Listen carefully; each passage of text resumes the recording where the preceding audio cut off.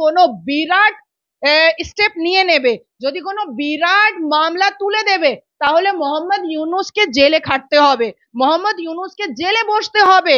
দ্বিতীয় কথা আমি বলবো, আমি দ্বিতীয় কথা হলো যে পাকিস্তানকে ও টাকা দিয়ে অনেক গোলা বারুদ বোমা সবকিছু কিনেছিল 2024 নভেম্বর মাসে।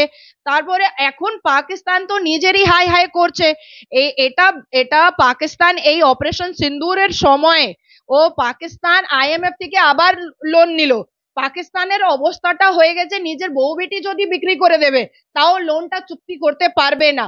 সিন্ধু যা আমাদের সমঝোতা ছিল সেটা শেষ হয়ে গেছে, তারপরে ওখানে পোর্ট ওদের বিক্রি হয়ে গেছে, তারপরে পাকিস্তান যে একটা ব্লাফ দিত আইটমি তাকাত পৌয়া পৌয়া বম আছে, পৌয়া পৌয়া আইটমি তাকাত আছে, সেটাও ব্লাফ সবাই বুঝে গেছে।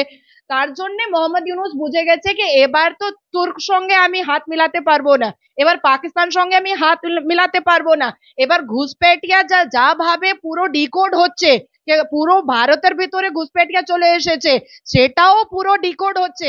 আমি মুখটা কোথায় লুকাবো, মুখটা কোথায় ছুপাবো।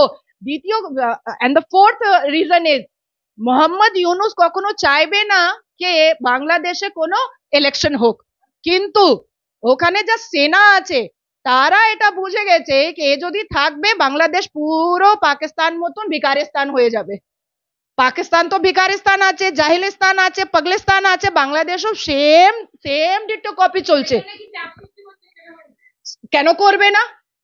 নিজের দেশ শেখ হাসিনা এখানে নিয়ে এসেছিল, 1947 পাকিস্তান হলো, নেহরু আর গান্ধী দিয়ে দিল জিন্নার কটোরা ভিকের কটোরাতে, তারপরে 1947 থেকে